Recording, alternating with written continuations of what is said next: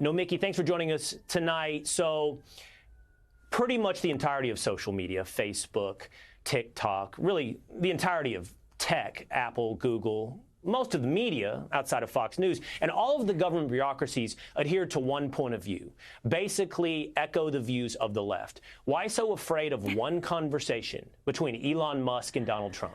I think that could be fact-checked till the end of the day, and I can't wait for the fact-checkers to come up with their response to that statement. Google itself fired their own bias investigator when that woman, a black woman, came forward and said that their algorithm was biased against women and people of color. And it's the same thing with Twitter. Twitter is not entitled to free speech. It's a private corporation, and it's whatever Elon Musk decides. The algorithm is not democratic. There are bots there. There are troll farms. The troll farms and the bots should not have the same rights as a citizen of the United States. These troll farms and bots boost people. Elon Musk decides to ban white dudes for Kamala Harris, but then he puts Alex Jones, who has been prosecuted in a court of law for disinformation. He lets him go back online and then boosts him. You know, this is not a marketplace of ideas. This is not a democratic platform. If so, and if your ideas are better, then let's have a true democracy and debate them like you and I are right now, which is wonderful. But that's not how it goes with Elon Musk. It's his way or the highway. Now, Mickey, I welcome any fact check that wants to try to challenge me on the idea that almost the entirety of every tech organization and every media enterprise is in the tank for the left. And it is news to me, the statement that you just made, that Twitter doesn't hold some type of free speech rights because it's a private corporation. It's the individuals on that platform that hold free speech rights. But for someone like you that wants to see more crackdowns on free speech, I guess like we've seen in the EU, the question I would ask for you is, who's going to be the arbiter of the truth? Well, it's definitely not going to be Elon Musk. Elon Musk, who endorsed Donald Trump, gave money to Donald Trump, and then gave praise Donald Trump and his conspiracy theories. He gave 1 million people, at least as of yesterday, a platform to crazy conspiracy theories about the Congo and immigration. You're confused. You're confused because Elon Musk is not playing filter on who is and who is not able to give a point of view on Twitter. He's made it a free speech platform. That's not true. You are offering up the point of view that wants to suppress free speech. Oh, I think there should be editorial oversight. Who are you nominating? Who are you nominating to be the all-important overseer of what is true and what is not, and therefore what is free and what is not to be said? So facts are a real thing. We are on a news network. You have a news division. All of your journalists at Fox News have editors. They have a set of standards journalistic standards that they have to go by. Are they always perfect? No, we're human, right?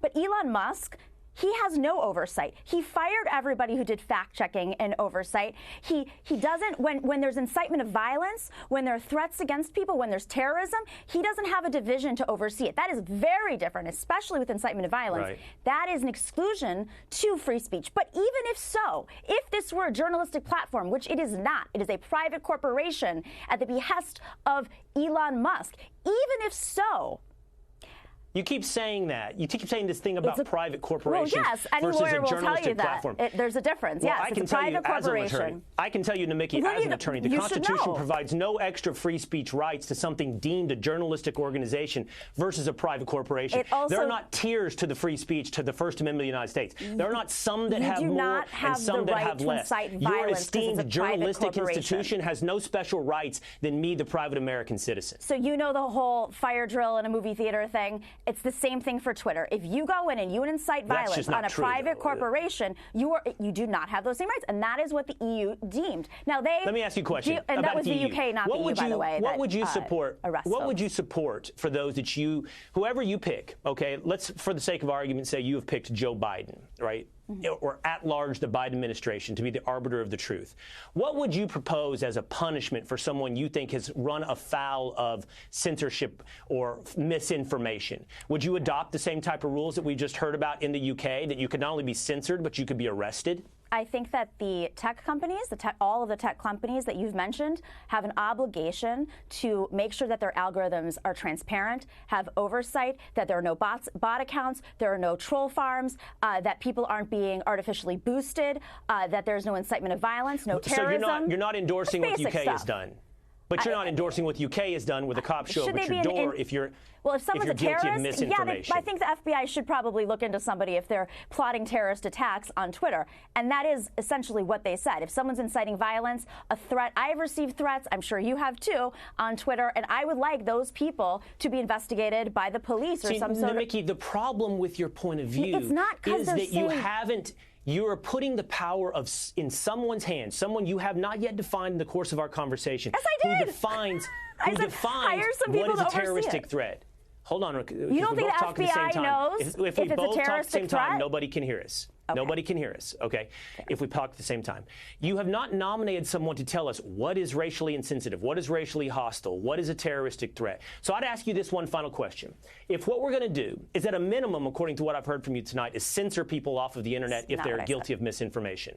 If we're at a minimum going to not platform people, that's more, you guys like that word, it's kinder. Not platform bots. If we're not going to platform people guilty of misinformation, would you deplatform Joe Biden today? Today, Joe Biden put out the fact-checked and proven lie that Donald Trump called Nazis very fine people. It's a hoax. It's a lie.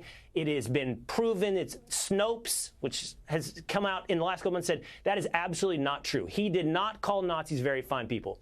Not only Joe Biden, but Kamala Harris put that out today. So my question for you is, should they now be deplatformed?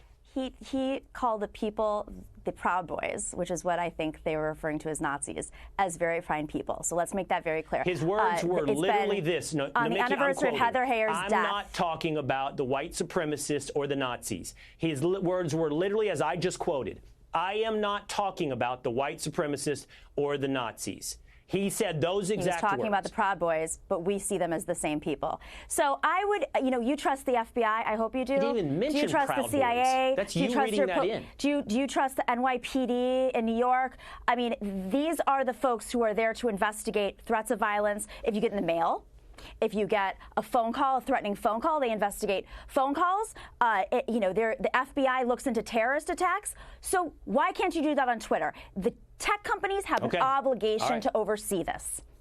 Well, then, according to that standard, both Kamala Harris's campaign and Joe Biden should be kicked off social media platforms today Elon Musk should for that misinformation. He owns it. I'm sorry to break that news to you, Nikki. Okay, thank you for the conversation.